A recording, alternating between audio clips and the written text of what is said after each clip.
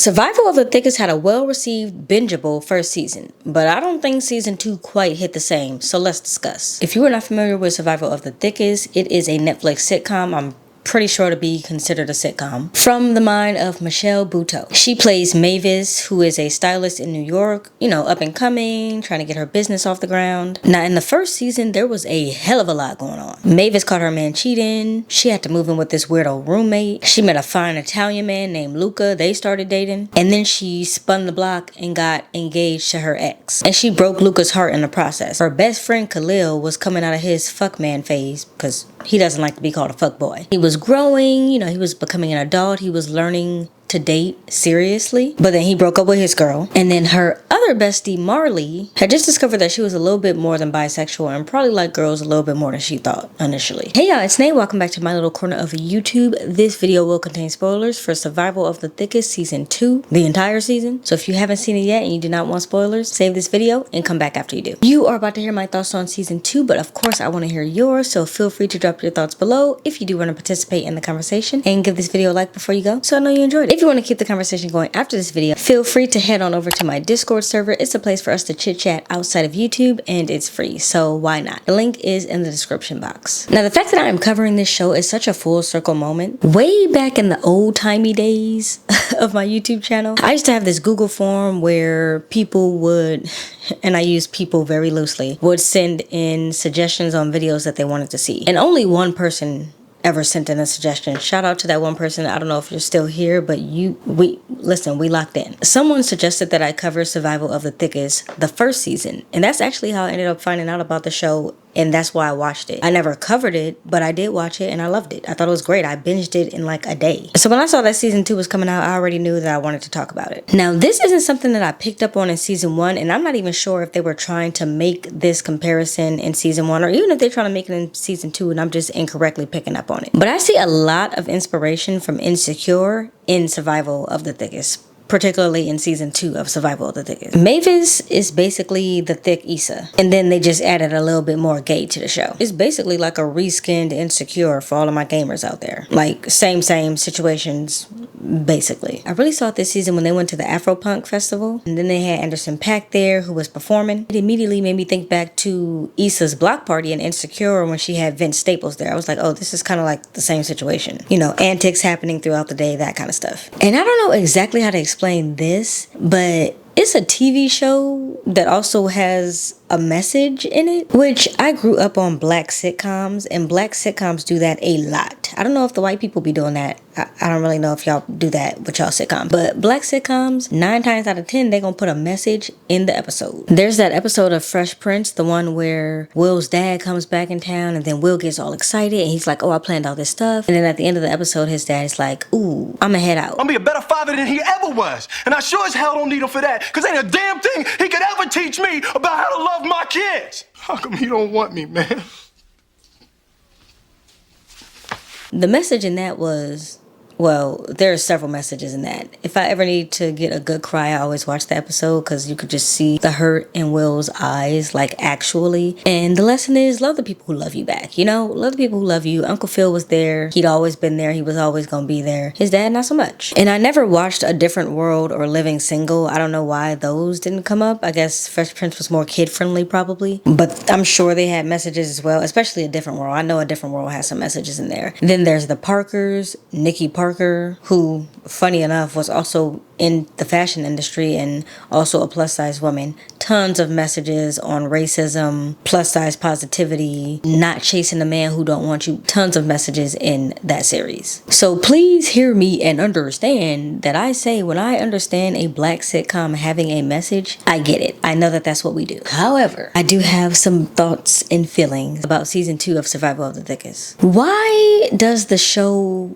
need to be pro-black, pro-LGBTQIA+++++, pro plus size I'll give you, because that's Michelle Buteau. Why does it need to be pro being pro? And I can already hear the possible comments, oh, you're anti all of those things, da-da-da-da-da this, da-da-da-da that. The political climate that we are in almost always leads people to immediately go there. But I'm not anti any of that stuff. I just don't understand why it needs to be in every episode of a sitcom that I'm watching. It feels like it's in the show just for the sake of being in the show, purely for the shock value of it all. One show, and please understand when I say this, one show does not need to have every single social justice issue in it. It doesn't. We all know it's your body, your choice. That the bridal industry is hella size-phobic, transphobic, and way overpriced. There are hardly any spaces where fatty baddies and trans women with different proportions have a safe, comfortable place to have a bridal experience. I know Mavis is plus size. I know that that's not a struggle that I have ever and probably never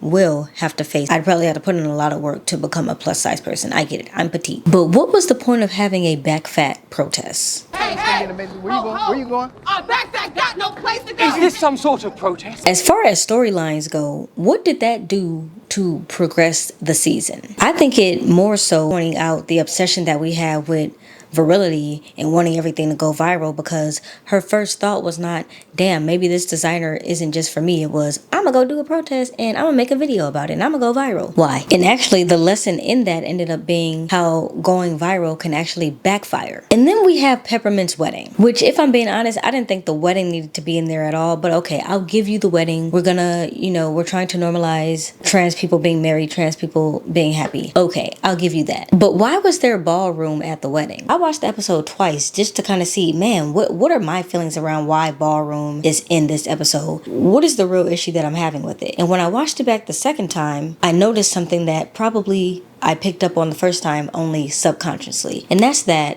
the ballroom dancers were looking directly into the camera. Why? The camera is not there. This is a sitcom. This is real life for you. Why are you breaking the fourth wall and looking into the camera? And I think, like I said, subconsciously for me, that was like, okay, if they're looking into the camera, then that means they're acknowledging the audience, which means this is not a moment that's happening in the show. This is a moment that they're putting in there to connect with the audience, meaning that they want the moment in there just to have the moment in there. I might be out of the loop. I have never been to an LGBTQ plus wedding, but I do know a little bit about ballroom and the ballroom culture. And when I say I know a little bit, I mean, I was listening to J. Karan Pendarvis back in high school. I don't like that bitch. I don't see her.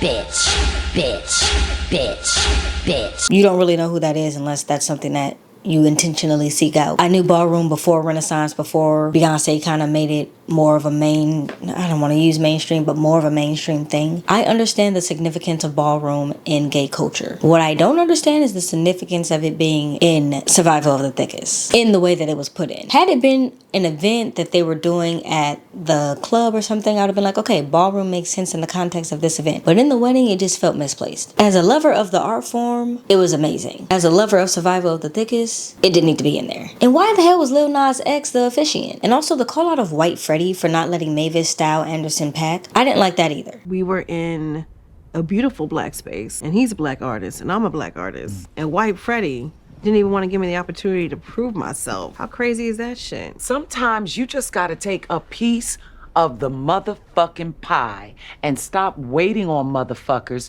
to offer you some shit that's rightfully yours in the first place. Because to me, that issue was not about her being black. It had nothing to do with Mavis being black. It had everything to do with the fact that Mavis was a rando coming up to the assistant of Anderson .Paak at this event with no prior introduction. Girl, who are you? This man don't know you. You could be, what's the phrase that my granny would say? Jane, Dick, or Tom? Mary, Dick, or Tom? You could have been anybody. And look, I am all about if they won't give you a seat at the table, bring a folding chair. Shout out to Shirley Chisholm. She said that shit. And you absolutely should take your seat at the table if they won't give you one. I have when I get home back there, but I realized I probably should have put up a seat at the table because it would have made more sense. But shout out to Solange. A Seat at the Table, fantastic album if you need to feel empowered as a black person, and or if you want to cuss out a white person. It's good for all of the above. I say all that really to say this, and I know how it can feel to hear this, especially being a black person, but I promise you that everything is not an attack on your blackness. I know that sounds crazy. I realize that race and racism, I can only speak on America, is infused into a lot of things, but it's not infused into everything. That particular situation was definitely more about the fact that Mavis was a stranger coming up and trying to get access to a celebrity, more than it was about Mavis being a black woman trying to style a black man at Afropunk. I just felt like that connection that they tried to make, just a little bit of a little bit of a stretch, if you will. It is exhausting to live your life in a way where you think everyone is out to get you. And I implore you to not live life that way. You will be a lot more stress-free if you live life the opposite of that. And on top of that, you lose the impact of saying that something felt like racism or something felt like colorism when you apply it to situations where it doesn't apply. There was also just general awkwardness throughout the show. Like Mavis's monologue to herself when she was in Rome. I don't know. I found it awkward instead of funny, which I know it was supposed to be. Prego? Oh my God, is that where that tomato sauce comes from? It's like, you're welcome for this watery ass grocery store tomato sauce. Why is it so small? You know what? I want some more. No, girl, you don't need no more. Although I did laugh at this.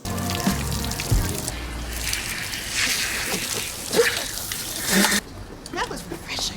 Or the moment where she was talking to Luca's sister, which again, I get that it was supposed to be awkward, but I still feel like for some reason it didn't quite land. And once again, to tie it into Insecure, I'm pretty sure that Insecure came from Awkward Black Girl, which was Issa's YouTube project. And it was literally called Awkward Black Girl, and it was about an awkward black girl, Issa. Insecure had a lot of awkwardness already in it because of what it came from, but it did awkward in the right way. An awkward character can be done. You just have to be able to pull it off on camera. For example, an awkward moment that I do feel hit the right way was after she had styled Anderson .Paak and she's talking and she's like, oh, he can't even tell I'm high, I'm doing so well. And he was like, yes, I can. Okay, you too. See, Mavis, he can't even tell you're high. Yes, I can.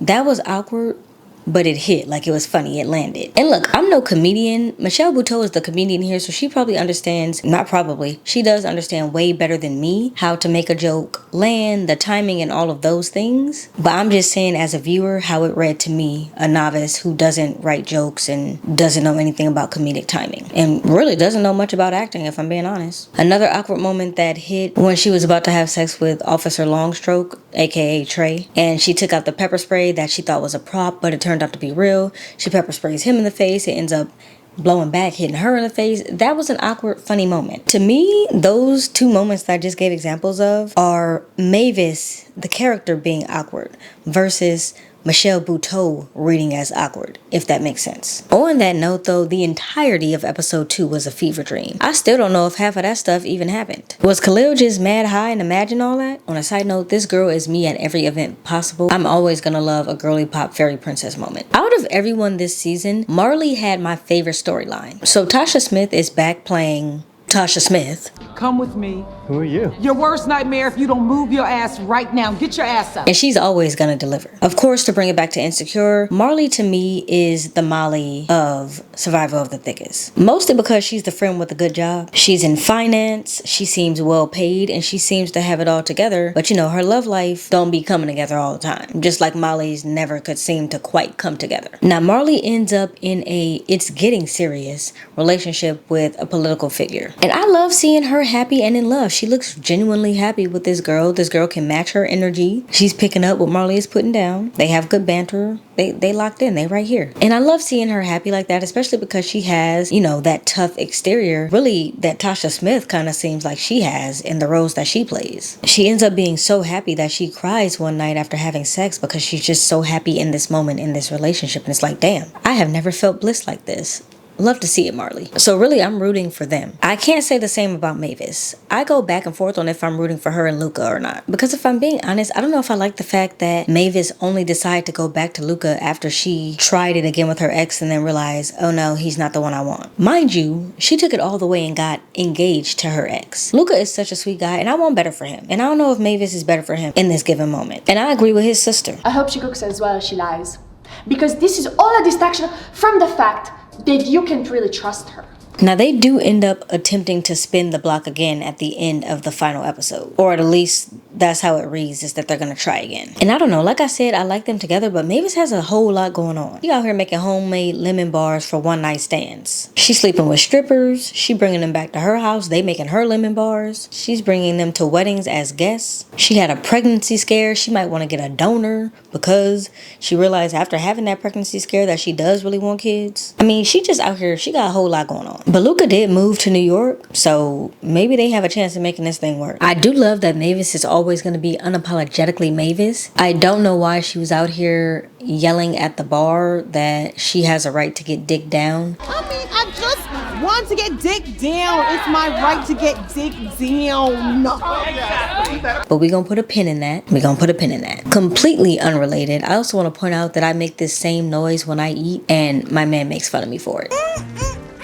Another thing that I do really like about this season is that they touched on Kahlil and the fact that black men don't seek out therapy when they really need to be seeking out therapy. Because I recognize that that's an issue. I've been trying to get my dad to go. I've tried to get my brothers to go. It's an issue that we have in the black community, particularly with black men. They also expressed how important it is to have a therapist who gets you, someone who you can connect with, especially when it comes to things like AAVE and just being able to speak in the way that you speak comfortably, and to have a therapist that knows when you say, I ain't gonna do something, that's not you being uneducated, that's just how you speak. Now you might be thinking, oh, but that's a social issue, and you said that you wasn't really messing with the social issues. Pause. What I said was, some of the social issues don't further the story, so they don't need to be in the show. The difference with this is that this does further the storyline. This does progress the show, because this is about a character who needed to heal. This is a main character going through a breakup, realizing that he has issues with his mom, he got mommy issues, going through the process of saying, okay, I am down bad, I'm depressed. He never used the word depressed, but everything that he described obviously was him being depressed. Realizing that he needed to go to therapy in order to grow himself. That's integral to the character. That's integral to the storyline. Peppermint's marriage and Mavis's back fat protests, not integral to the story. And I'm not even saying that every single thing needs to hit. But when you have a show and you only have, what is this? There's no commercials on my Netflix. So you only have about 25 to 30 minutes to get your story across. Everything in there better make it make sense to the whole. And I understand why we would think that the back fat protest and Peppermint's wedding would make sense to the whole, but it doesn't. I also mentioned this troubled relationship that Kahlil has with his mom. She's not responsible with her money. He feels like he is taking care of her. But what really stood out to me about their relationship was when, his soon-to-be girlfriend, I think they're going to end up dating, was featuring his art at the exhibit. She had just sold 2 of his paintings. He's things are looking up for him. And his mom comes to the exhibit that night and she goes, oh, you doing so much better than your dad. Like, look at you. You got all these corny white people out here buying your art. And you could visibly see Kahlil's face go from being happy and excited to being like, damn. Like, that's it? You just think all I'm good for is corny white people buying my art? You get your artistic side from your dad. Except you're doing something he never could do. What's that? Making money. Because look at all these corny-ass white folks around here buying your art. Ooh-wee. Congratulations, baby. I'm going to take a look at these. And then it makes him have this entire 180 where he's like, I don't want my art being sold to these types of people. And it's like, why? I think that watering down his art to only corny white people are going to like it is very belittling and insulting to him. I know that all money ain't good money, but if people are respecting the art regardless, then what's the problem if they're white or not? And I know there was supposed to be this whole significance behind that piece because he was inspired after he went to Peppermint's wedding. I get it.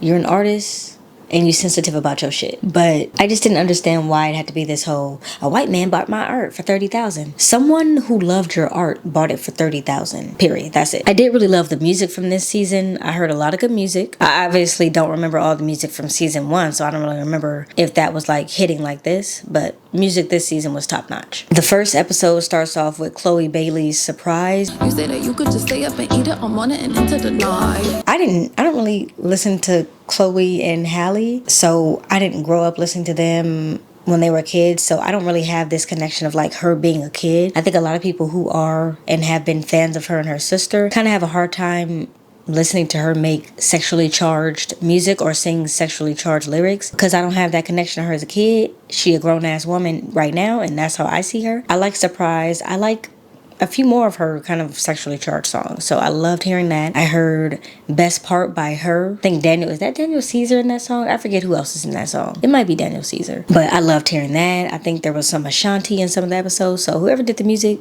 You did your thing. Everyone in Survival of the Thickest got a glow up this season. Mavis is opening up her shop. Things are rocky with Luca and her love life, but you know, she's gaining some traction in her career. Marley has a girlfriend and it is getting serious. They're going public. And then Kahlil also grew up and is growing up, and I love that for him. I'm hoping that we get more of them in season 3, more of those characters in season 3, and less of an abundance of social justice. Just a little bit less. And maybe that sounds shitty, but that is how I feel. But let me know what you thought of this season. Did you feel like it was missing something? Did you feel like it was off? Did you feel like everything that was in there needed to be in there and it was perfect? I'm open to all thoughts, obviously. I am excited about covering more sitcoms on my channel, so look out for those. I don't really have any in mind just as of now, but look out for those. And if you ever want to suggest something that I watch or see me cover something, I'm not saying I'll get to all of the things, especially like, I don't know, time, whatever else is going on, but I moved that Google form that I used to have over to Discord. So there's a request a video